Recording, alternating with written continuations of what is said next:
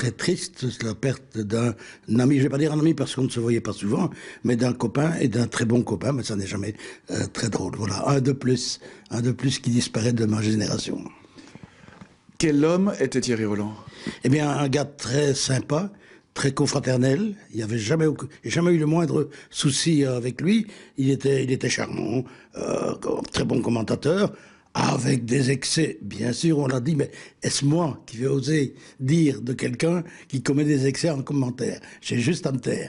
Mais enfin, il était très bien. Il était comme dans la vie, quoi. Il vivait ses matchs.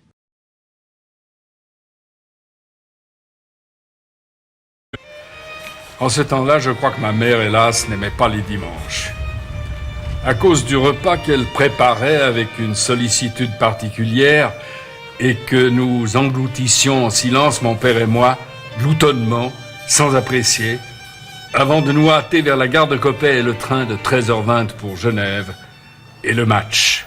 La passion du football dès l'enfance, de celles qui dévorent et nourrissent une vie à la fois. Le ballon rond, Jean-Jacques Tillman en aura été l'ambassadeur télévisuel 4 décennies durant, inventant un ton et un style, comme dans cette interview du gardien Léo Eichmann. Il y a des autres noms qui pourraient, d'autres joueurs. Une interview réalisée en plein pendant un match. Si on arrivera vraiment à terminer cette conversation, est-ce qu'il y a... Mais Jean-Jacques Tillman, c'était avant tout une voix, celle qui rendait la lecture des résultats du calcio passionnante le dimanche soir. Alors, qu'est-ce que vous voulez, les résultats d'Italie, là? Ça nous ferait plaisir, Jean-Jacques. Oui, alors je vais vous les donner.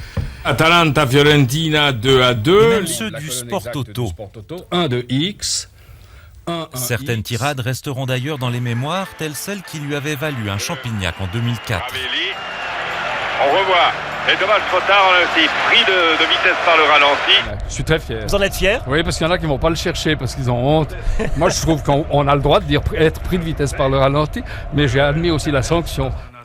Plus que son verbe, c'est son amour du foot britannique qui restera dans les mémoires, dont 29 finales de Coupe d'Angleterre commentées avec son ami Max Marquis.